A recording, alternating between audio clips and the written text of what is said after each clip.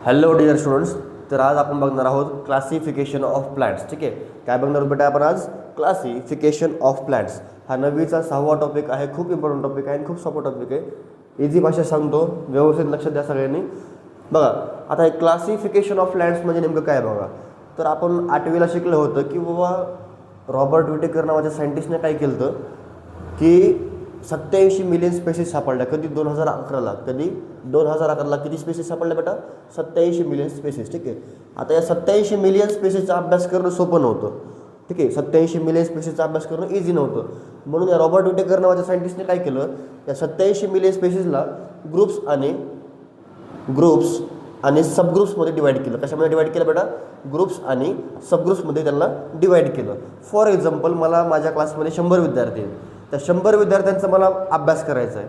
तर मी प्रत्येक विद्यार्थ्याचा अभ्यास करायचा मला खूप टाईम लागेल बेटा. ठीक आहे, तर मी काय केलं, त्या 100 विद्यार्थ्यांची एक्झाम घेतली. काय घेतली? एक्झाम घेतली. आणि त्या एक्झाममध्ये काय केलं, टॉपर विद्यार्थ्यांचा वेगळा ग्रुप केला, ॲव्हरेज विद्यार्थ्यांचा वेगळा ग्रुप केला आणि गेलेल्या विद्यार्थ्यांचा एक वेगळा ग्रुप केला. बरोबर. तर आता मला काय झालं की 3 ग्रुप झाले. आता हे 3 ग्रुप झाल्यामुळे मी काय करणार, मी इझिली अभ्यास करू शकणार त्यांचा. त्याच प्रकारे मला सांगा, 87 मिलियन स्पेसिसचा अभ्यास करणं म्हणजे सोपं आहे का? नाही. तर मग रॉबर्ट विटेकर नावाच्या सायंटिस्टने काय केलं, तर 87 मिलियन स्पेसिसला ग्रुप्स आणि सबग्रुप्समध्ये काय केलं, डिवाईड केलं. काय केलं? डिवाईड केलं. आता या ग्रुप्स आणि सबग्रुप्समध्ये डिवाईड करण्याच्या प्रोसेसला आपण म्हणतो बायोलॉजिकल क्लासिफिकेशन. काय म्हणतो आपण त्याला बेटा? Biological classification. काय म्हणणार आपण त्याला? Biological classification. परत सांगा काय झालं, 2011ला किती स्पेसिस सापडल्या? 87 मिलियन स्पेसिस. ठीक आहे, मग कुठला सायंटिस्ट होता? रॉबर्ट विटेकर. त्यांनी काय केलं, 87 मिलियन स्पेसिसला ग्रुप्स आणि सबग्रुप्समध्ये काय केलं, डिवाईड केलं. त्या डिवाईड करण्याच्या प्रोसेसला आपण काय म्हणणार बेटा? Biological classification. का डिवाईड केलं? कारण 87 मिलियन स्पेसिस आपण अभ्यास करू शकतो का? नाही. आपलं पूर्ण जन्म जाईल तरी पण आपण तेवढा अभ्यास करू शकतो का? नाही. आता याला आपण ग्रुप्स आणि सबग्रुप्समध्ये डिवाईड केलं. मग आता आपल्याला इझी जाईल अभ्यास करणं. बरोबर. मग त्यांनी किती ग्रुप्स काढले, तर 5 ग्रुप काढले. किती ग्रुप काढले? 5 ग्रुप्स. ठीक आहे, आता या सगळ्या 87 मिलियन स्पेसिसला त्यांनी किती ग्रुपमध्ये डिवाईड केलं? 5 ग्रुपमध्ये. त्या 5 ग्रुपमध्ये पहिला ग्रुप होता किंगडम मोनेरा. कुठला ग्रुप होता पहिला? Kingdom Monera. किती ग्रुप्स काढले? 5 ग्रुप्स. पहिला ग्रुप कुठला होता? Kingdom Monera. दुसरा ग्रुप होता किंगडम प्रोटिस्टा. कुठला होता? Kingdom protista. तिसरा ग्रुप होता किंगडम फंगाय. चौथा ग्रुप होता किंगडम प्लांटी. आणि 5वा ग्रुप होता किंगडम ॲनिमलिया. परत सांगा काय झालं, 2011ला किती स्पेसिस सापडल्या? 87 मिलियन स्पेसिस. रॉबर्ट विटेकरने काय केलं, 87 मिलियन स्पेसिसला ग्रुप्स आणि सबग्रुप्समध्ये काय केलं, डिवाईड केलं. त्या डिवाईड करण्याच्या प्रोसेसला आपण काय म्हणलं? Biological classification. काय म्हणलं आपण त्याला? Biological classification. रॉबर्ट विटेकरने किती ग्रुप्स काढले, किती ग्रुप्स सांगितले, किती ग्रुप्समध्ये डिवाईड केल्याला? 5 ग्रुपमध्ये डिवाईड केलं. किती ग्रुप्समध्ये? 5. तर 5 ग्रुप कुठले कुठले होते? पहिला ग्रुप कुठला होता? Kingdom Monera. आता या किंगडम मोनेरामध्ये त्यांनी काय केलं, सगळे बॅक्टेरिया ॲड केले. ठीक आहे. दुसरा कुठला होता? Kingdom protista. याच्यामध्ये काय केलं, पूर्ण सगळे प्रकारचे प्रोटिस्टा ॲड केले. तिसरा ग्रुप होता किंगडम फंगाय. कुठला होता? किंगडम फंगाय. आता फंगायमध्ये पूर्ण फंगायचा वेगळा ग्रुप कोण टाकला? चौथा ग्रुप होता किंगडम प्लांटी. 5वा होता किंगडम ॲनिमलिया. प्लांटीमध्ये काय केलं, सगळ्या प्रकारचे प्लांट्स. आणि ॲनिमलमध्ये काय केलं, सगळ्या प्रकारचे ॲनिमल्स. आता हे 5 ग्रुप्स केले. आता सगळ्यांचा अभ्यास करणं इझी आपल्याला. बरोबर. आपण फंगायचा अभ्यास वेगळा करू शकतो, बॅक्टेरियाचा अभ्यास वेगळा करू शकतो, प्रोटिस्टाचा अभ्यास वेगळा करू शकतो. तर हे काय केलं, कुणी केलं? हे रॉबर्ट विटेकरने केलं. ठीक आहे. आता या चॅप्टरमध्ये आपण बघणार आहोत क्लासिफिकेशन ऑफ प्लांट्स. आता हे आपण बघितले 5 ग्रुप्स. किती कोणते कोणते होते? Monera, protista, fungi, plantae, animalia. आता या प्लांट्सचं पण काय केलं, क्लासिफिकेशन केलं. काय केलं? क्लासिफिकेशन. म्हणजे काय केलं, त्या प्लांट्सला पण परत काय केलं, ग्रुप्स आणि सबग्रुप्समध्ये डिवाईड केलं. आता का डिवाईड केलं, तर प्लांट्सच्या स्पेसिस सापडल्या आपल्याला 1.5 करोड. किती स्पेसिस सापडल्या बेटा? 1.5 करोड. किती सापडल्या? 1.5 करोड. ठीक आहे. आता प्लांट्सच्या 1.5 करोड स्पेसिस सापडल्या. म्हणजे 1.5 करोड प्रकारचे प्लांट्स. 1.5 करोड प्रकारच्या प्लांट्सचा अभ्यास करणं सोपं आहे का बेटा? नाही. म्हणून काय करणार आपण, त्या 1.5 करोड प्रकारच्या प्लांट्सला काय करणार, डिवाईड करणार. कशामध्ये? ग्रुप्स आणि सबग्रुप्समध्ये. बरोबर. आता या 1.5 करोड प्रकारच्या प्लांट्सला आपण काय करणार, ग्रुप्स आणि सबग्रुप्समध्ये डिवाईड करणार. त्याला आपण काय म्हणतो? क्लासिफिकेशन. काय म्हणतो आपण त्याला? क्लासिफिकेशन. मग कसलं क्लासिफिकेशन? Biological classification. बायोलॉजिकल का, तर आपण कुठला बायोलॉजिकल म्हणजे काय, लिव्हिंग ऑर्गॅनिझमचं क्लासिफिकेशन करतो. बरोबर. आता या चॅप्टरमध्ये आपण बघणार आहात क्लासिफिकेशन ऑफ प्लांट्स. परत सांगा एकदा, 87 मिलियन स्पेसिस कधी सापडल्या? 2011ला. रॉबर्ट विटेकरने काय केलं, त्या 87 मिलियन स्पेसिसला ग्रुप्स आणि सबग्रुप्समध्ये काय केलं, डिवाईड केलं. त्या प्रोसेसला आपण म्हणलं बायोलॉजिकल क्लासिफिकेशन. मग किती ग्रुप्समध्ये डिवाईड केलं त्यांना? 5 ग्रुपमध्ये. पहिला ग्रुप होता किंगडम मोनेरा, दुसरा ग्रुप होता किंगडम प्रोटिस्टा, तिसरा ग्रुप होता किंगडम फंगाय, चौथा होता प्लॅन्टी, पाचवा होता ॲनिमलिया. आता या चॅप्टरमध्ये आपण कुठला बघणार आहात? फक्त क्लासिफिकेशन ऑफ प्लांट्स. कुठलं बघणार आहात आपण? Classification of plants. फक्त प्लांट्सच्या आपल्याला किती स्पेसिस सापडल्या? 1.5 करोड स्पेसिस. किती सापडल्या? 1.5 करोड म्हणजे किती? 1.5 CR. ठीक आहे. सो 1.5 CR आपल्याला फक्त प्लांट्सच्या स्पेसिस सापडल्या. आता या चॅप्टरमध्ये आपण काय करणार? त्या 1.5 CR प्लांटच्या स्पेसिसचं काय करणार? क्लासिफिकेशन. काय करणार आपण त्याचं? क्लासिफिकेशन म्हणजे काय करणार? त्यांना ग्रुप्स आणि सबग्रुप्समध्ये डिवाइड करणार. ठीक आहे. आता बघा, या प्लांटला ग्रुप्स आणि सबग्रुपमध्ये डिवाइड करण्याआधी मला सांगा एक गोष्ट, की फॉर एक्झाम्पल बघा, आपल्याला काय करायचं? 100 विद्यार्थ्यांचा ग्रुप करायचा आपल्या क्लासमध्ये. ठीक आहे. 100 विद्यार्थ्यांचं काय करायचं? मला ग्रुप्स आणि सबग्रुपमध्ये काय करायचं? त्यांचे 2 ग्रुप्स करायचे. ठीक आहे. तर मी काय करणार? हे 100 विद्यार्थी माझे, त्यांना मला 3 ग्रुपमध्ये डिवाइड करायचं. किती ग्रुपमध्ये? 3 ग्रुपमध्ये. ठीक आहे. मग मी काय सांगितलं तुम्हाला? त्या 100 स्टुडंटला काय करणार मी? सगळ्यात पहिले काय करणार? टॉपर विद्यार्थ्यांचा एक वेगळा ग्रुप करणार, टॉपरचा एक वेगळा ग्रुप करणार, ॲव्हरेज विद्यार्थ्यांचा एक वेगळा ग्रुप करणार आणि एकदम विद्यार्थ्यांचा एक वेगळा ग्रुप करणार. बरोबर. जे की समजा त्यांना काहीच येत नाही.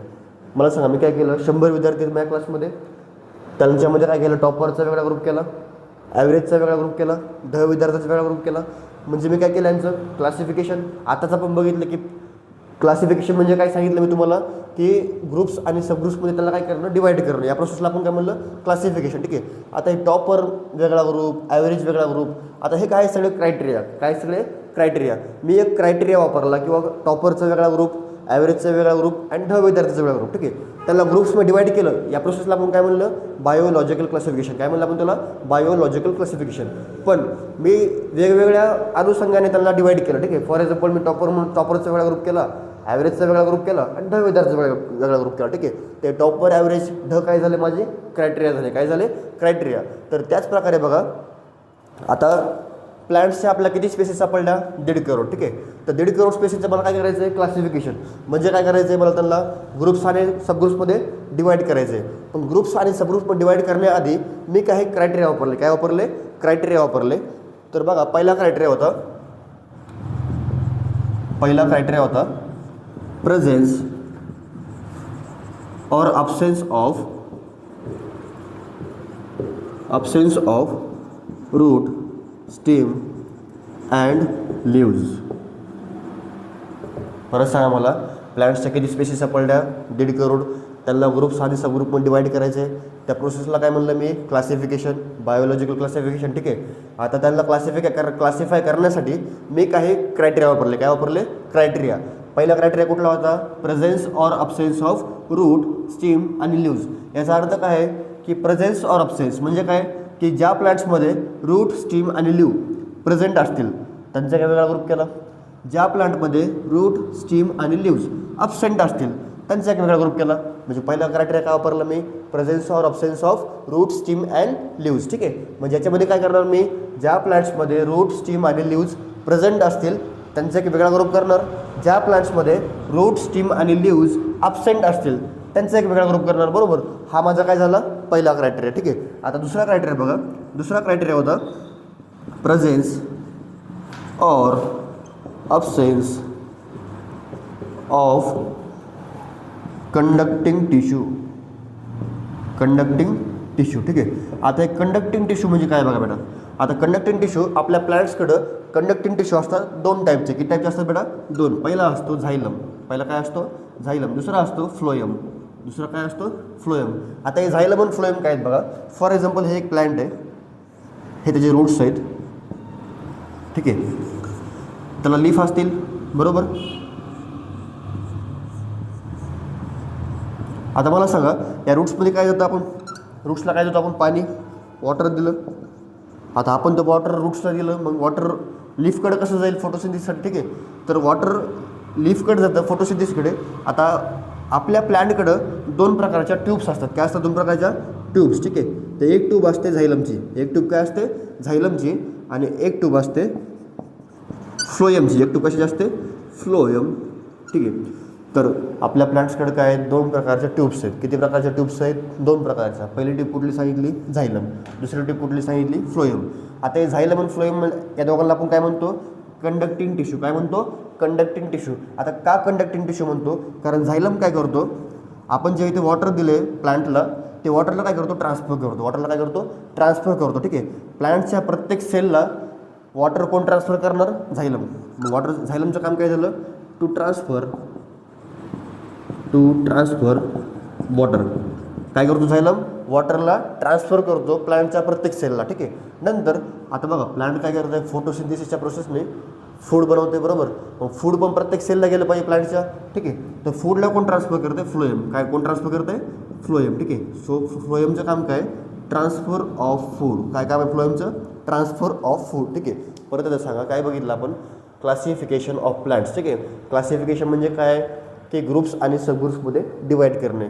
आता आपण कुठलं बघतात क्लासिफिकेशन, प्लांट्सचं. मग आपण काय करणार, प्लांट्सला ग्रुप आणि सबग्रुपमध्ये डिवाईड करणार, ठीक आहे.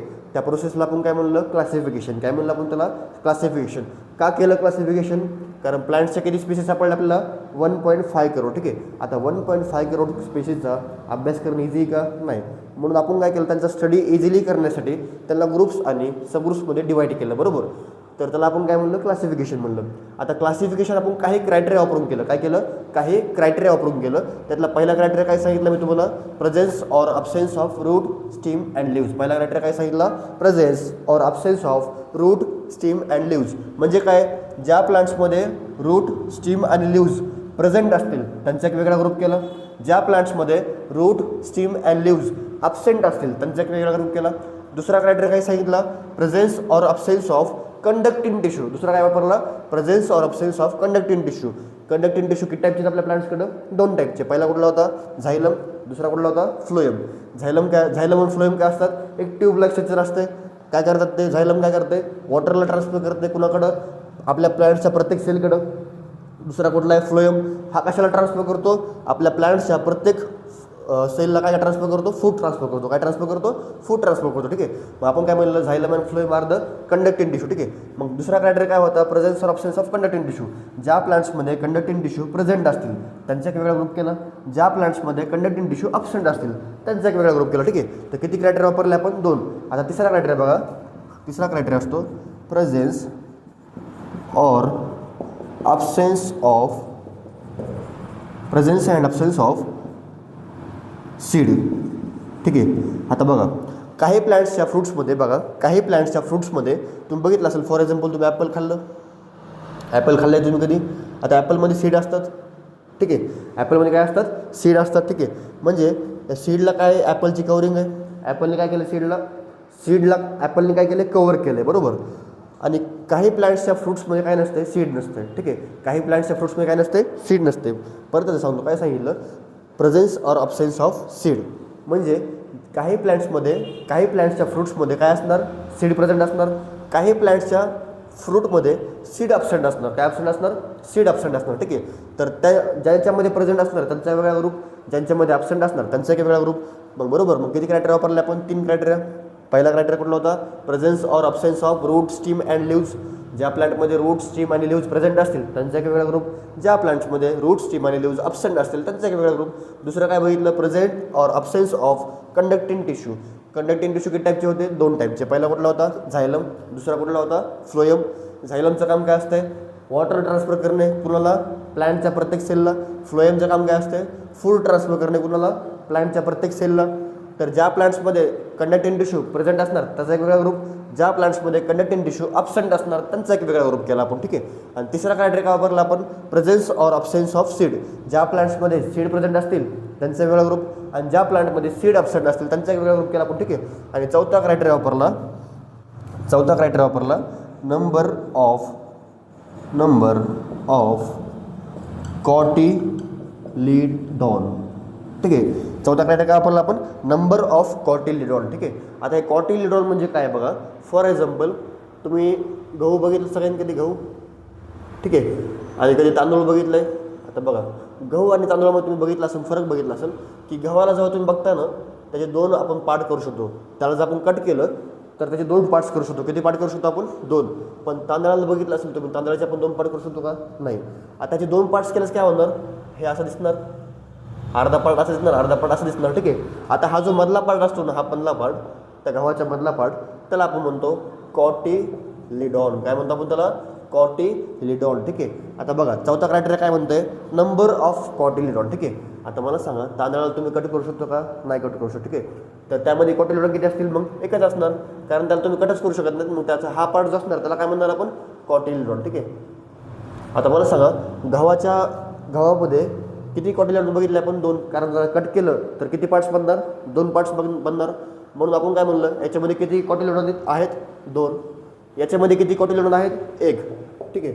आता ज्या फ्रुट्समध्ये किंवा ज्या प्लांटमध्ये किती कॉटिलिडॉन असतात, 2. किती असतात, 2. त्याला आपण म्हणतो डायकॉट प्लांट. काय म्हणतो आपण त्याला, डायकॉट प्लांट. काय म्हणतो आपण त्याला, डायकॉट प्लांट. ठीक आहे. आणि ज्या प्लांटमध्ये एकच कॉटिलिडॉन असतो त्याला आपण म्हणतो मोनोकॉट प्लांट. त्याला आपण काय म्हणतो, मोनोकॉट प्लांट. काय म्हणतो आपण त्याला, मोनोकॉट प्लांट. परत सांगा चौथा क्रायटेरिया काय बघितलं आपण, नंबर ऑफ कॉटिलिडॉन. ठीक आहे. जर एक कॉटिलिडॉन असेल तर किती, त्याला काय म्हणणार आपण, मोनोकॉट प्लांट. काय म्हणणार आपण त्याला, मोनोकॉट प्लांट.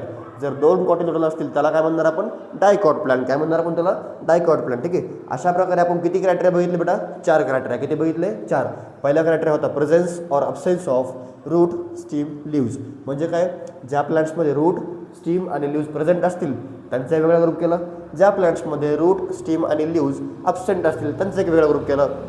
दुसरा क्रायटेरिया काय बघितला आपण, presence or absence of conducting tissue. कोणत्या टिश्यू, कंडक्टिंग टिश्यू. प्लांट्समध्ये कंडक्टिंग टिश्यू किती टाईपचे असतात, 2 टाईपचे असतात. पहिला असतो झायलम, दुसरा असतो फ्लोएम. आता झायलम आणि फ्लोएमचं काम काय असते, झायलमचं काम काय असते, टू ट्रान्सफर वॉटर, कुणाला, प्लांटच्या प्रत्येक सेलला. दुसरं काम काय, फ्लोएमचं काम काय असतं, transfer of food to each and every cell of plant. Third काय क्रायटेरिया बघितला, presence or absence of seed. ज्या प्लांटमध्ये सीड प्रेझेंट असतात त्यांचा वेगळा ग्रुप केला, ज्या प्लांट्समध्ये सीड अब्सेंट असतात त्यांचा वेगळा ग्रुप केला. आणि चौथा क्रायटेरिया बघितला आपण, नंबर ऑफ कॉटिलिडॉन. कॉटिलिडॉन म्हणजे काय, जेव्हा आपण एखाद्या गव्हाच्या दाण्याला कट करणार तेव्हा ते 2 पार्ट्स बनतात. त्या पार्ट्समधला जो असा प्लेन पार्ट असतो त्या पार्टला काय म्हणलं आपण, कॉटिलिडॉन. काय म्हणलं आपण त्याला, कॉटिलिडॉन. ठीक आहे. तर ज्या प्लांटमध्ये 2 कॉटिलिडॉन असतात त्याला आपण काय म्हणलं, डायकॉट प्लांट. ज्या प्लांटमध्ये फक्त एकच कॉटिलिडॉन असतो त्याला आपण काय म्हणलं, मोनोकॉट प्लांट. काय म्हणलं आपण त्याला, मोनोकॉट प्लांट. ठीक आहे. सो अशा प्रकारे आपण 4 क्रायटेरिया